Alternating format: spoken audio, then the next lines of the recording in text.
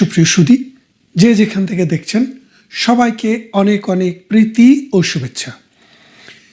আজকে আসলে কি বিষয় নিয়ে কথা বলবো সেটা আসলে ঠিক বুঝে উঠতে পারছিলাম না। পরে ভাবলাম আসলে বাংলাদেশে তো এখন কোনো বিষয় নেই, শুধু একটাই বিষয় আছে, সেটা হচ্ছে এই দেশটি ধ্বংস হতে আর কতদিন। ৩০ লাখ মানুষের রক্তের বিনিময়ে যে দেশটি ২.৫ লক্ষ মা বোনের ইজ্জত, ১ কোটি মানুষের দেশান্তরিত হওয়ার বিনিময়ে যে দেশটি স্বাধীন হলো, সেই দেশে এই নোবেল ইউনুস এসে মোহাম্মদ নাম ধারণ করে, নাম কি দেখেন, মোহাম্মদ ইউনুস। মোহাম্মদ হচ্ছে মুসলমানদের শ্রেষ্ঠ নবী মোহাম্মদ, আর ইউনুসও মুসলমানদের আগের এক নবীর নাম ইউনুস। এবং কোরআন শরীফে ইউনুস নামে একটি সূরাও আছে, দোয়া আছে, একটি দোয়া আছে, দোয়া ইউনুস। তাহলে আপনারা বোঝেন সেই মোহাম্মদ ইউনুস আজকে এই বাংলাদেশটাকে যে জায়গায় নিয়ে গেছে, সেই জায়গা থেকে বাংলাদেশকে আর ফেরাতে পারবে বলে আমার মনে হয় না। কারণ অর্থনৈতিকভাবে সমস্ত সূচকে বাংলাদেশ নিম্নগামী, অর্থাৎ মানুষের মাথাপিছু আয় কমছে, বৈদেশিক আয় কমে যাচ্ছে, বিদেশি ইনভেস্টমেন্ট নাই, লক্ষ লক্ষ মানুষের চাকরি নেই, কৃষিতে উৎপাদন 15% কমে গেছে, গার্মেন্ট ম্যানুফ্যাকচারিংয়ে 10 নেমেছে, বিদেশের বহু দেশ বাংলাদেশে শ্রমিক নেওয়া বন্ধ করে দিয়েছে। এবং আমাদের যে প্রতিবেশী ভারতের হলদিয়া বন্দর দিয়ে আমরা 5,000 কোটি টাকা প্রতি বছর রপ্তানি করতাম, সেটাও বন্ধ হয়ে গিয়েছে। এবং ভারতের সাথে যে সীমান্ত বাণিজ্য, সেটাও প্রায় আস্তে আস্তে জিরোর কোটায় চলে যাচ্ছে। এই রকম একটি অবস্থায় বাংলাদেশ নামক এই রাষ্ট্রটি 18 কোটি মানুষ নিয়ে, আপনারা জানেন যে ডেনসিটির দিক থেকে পৃথিবীতে সিঙ্গাপুরকে যদি বাদ দেন, কারণ সিঙ্গাপুর একটি নগর রাষ্ট্র, সিঙ্গাপুরের পরে বাংলাদেশের সাথে তুলনা করা যায় যে 1,47,000 বর্গ কিলোমিটার জায়গার মধ্যে 18 কোটি মানুষ বসবাস করে, পৃথিবীর আর কোথাও নেই। চায়নাও না, ভারতও না, জাপানও না, কোরিয়াও না, America, Britain, Australia, Canada, Sweden, Norway, Denmark কোনো দেশ না। এই দেশটিকে এমন একটি জায়গায় নিয়ে গেছে এখন ডক্টর ইউনুস, সেখান থেকে মানুষের জীবন দিন দিন অধঃপাতের দিকে যাবে। যেতে যেতে এই সমাজটি ভেঙে পড়বে, সোমালিয়ার মতো মানুষের মাথা মানুষ খাবে। এখন এই মানুষের মাথা মানুষ খাক, কিন্তু প্রতিবেশীদের সাথে যে আমাদের একটা সদ্ভাব ছিল, সেই সদ্ভাবটি এখন আর নেই। এখন আমাদের ভাবটি কার সাথে? আমেরিকার সাথে। কিন্তু আমেরিকা ডক্টর ইউনুসকে পোষেও না। এখন যে বিষয়টা আমি আজকে বলতে চাই, সেই বিষয়টি হচ্ছে এই ডক্টর ইউনুস ক্ষমতায় আসার আগ থেকেই পাকিস্তানের সাথে IS, পাকিস্তানি যে গ্রুপ, তাদের সাথে যোগাযোগ করছিল। এবং তাদের সাথে যোগাযোগ করে বাংলাদেশ এবং ভারতের মধ্যে একটা অলিখিত চুক্তি হয়েছে। সেই চুক্তিটি হলো বাংলাদেশের মধ্যে দিয়ে ভারতের বিভিন্ন অঞ্চলে আক্রমণ করা, অর্থাৎ বাংলাদেশের ভূখণ্ড বাংলাদেশ পাকিস্তানকে ব্যবহার করতে দেবে। সেটা কোনো লিখিত চুক্তি নয়, অলিখিত চুক্তি। সেই চুক্তির কারণে পাকিস্তানের সেনাপ্রধান এবং পাকিস্তানি নেতারা বলছেন যে এবার আমরা ভারতকে পূর্ব অঞ্চলীয় পন্ড ব্যবহার করে আক্রমণ করব। আপনারা বুঝছেন তো পূর্বাঞ্চল কোনটা? এই পূর্বাঞ্চলটা হচ্ছে বাংলাদেশ। এই বাংলাদেশের ভূখণ্ড ব্যবহার করে পাকিস্তান ভারতে আক্রমণ করবে, এই রকম হুমকি ভারতকে পাকিস্তান দিচ্ছে। তাহলে পাকিস্তান যে বাংলাদেশের মাটি ব্যবহার করতে পারবে, এই যদি নিশ্চয়তা তারা না পায়, তাহলে তারা কি করে বাংলাদেশকে ব্যবহার করে ভারতে হামলা করার হুমকি দেয়? এই বিষয়টি আপনারা বোঝেন। বিষয়টা হচ্ছে এই চুক্তিটি, এই আন্ডারস্ট্যান্ডিংটি কিভাবে হলো? বাংলাদেশের ভিতরে থেকে হলো নাকি বাংলাদেশের বাইরে গিয়ে হলো? এবারে আপনারা কদিন আগে দেখলেন যে জাতিসংঘের সাধারণ পরিষদের অধিবেশনে আমেরিকাতে 160 সদস্যের বহর নিয়ে ডক্টর ইউনুস, মোহাম্মদ ইউনুস, জঙ্গি ইউনুস এবং নোবেল ইউনুস আমেরিকাতে গেলেন। সেখানে গিয়ে তিনি পাকিস্তানের প্রধানমন্ত্রীর সাথে দেখা করলেন।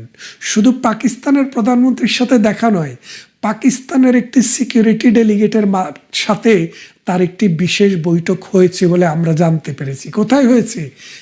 আমেরিকাতে।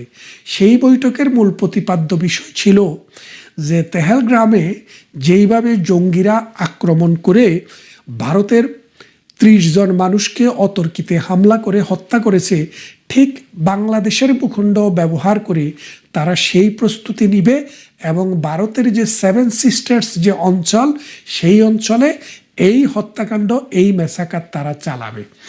এটা চালিয়ে তারা যেটা করতে চায়, দেখাতে চায় যে ভারতের বিভিন্ন অঞ্চলে জঙ্গিরা প্রস্তুত, ভারতের বিভিন্ন অঞ্চলে বিচ্ছিন্নতাবাদীরা আছে এবং ভারত মানে ভাগ করার জন্য, ভারতের বিভিন্ন অংশকে অশান্ত করার জন্য পাকিস্তান এবং চায়নার যে চক্রান্ত, সেই চক্রান্তটি এই ডক্টর ইউনূসের মাধ্যমে সফল হয়ে যাচ্ছে।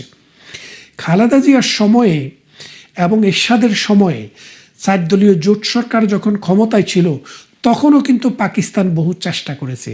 পাকিস্তান চেষ্টা করার পর বাংলাদেশের ভূখণ্ড সরাসরি ব্যবহার করার এরকম কোনো মৌখিক বা লিখিত চুক্তিতে তারা উপনীত হতে পারেনি।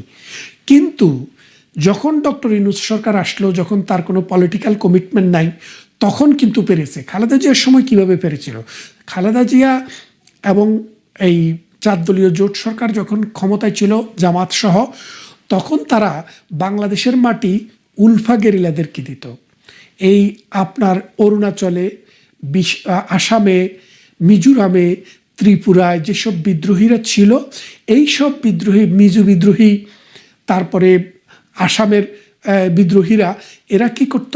বাংলাদেশে এসে, এই নাগাল্যান্ডের বিদ্রোহীরা এসে বাংলাদেশে বিয়ে শাদী করে বাংলাদেশে থাকতো এবং চায়না থেকে এবং পাকিস্তান থেকে তাদের পাকিস্তানি জাহাজে করে এই চালানগুলা বাংলাদেশে আসতো।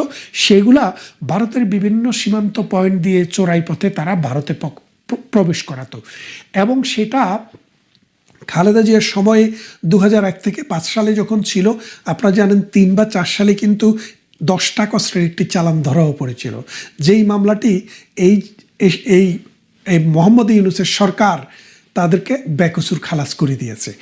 এবং পরবর্তীতে শেখ হাসিনা যখন ক্ষমতায় আসে 2008 সালে, 9 সালে ক্ষমতাটি গ্রহণ করেছেন, 8 সালের নির্বাচন হয়েছিল, তখন তিনি কিন্তু অনুপ চেটিয়া এবং পরেশ বড়ুয়াকে ধরে ভারতে পাঠিয়েছিলেন এবং বাংলাদেশের ভূখণ্ড বন্ধ করার, মানে বাংলাদেশের ভূখণ্ড ব্যবহার করার সমস্ত পথ ঘাট এবং পরিকল্পনাকে নস্যাৎ করে দেন।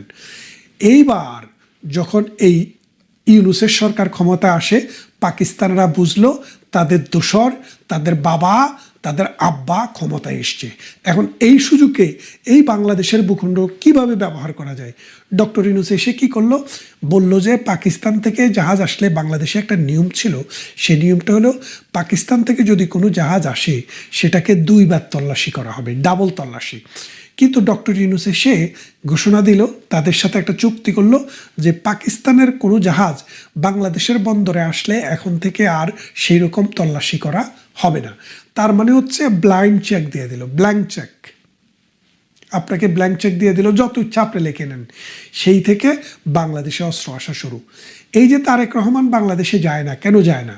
কারণ পাকিস্তান থেকে প্রচুর পরিমাণে অস্ত্র বাংলাদেশে এসছে।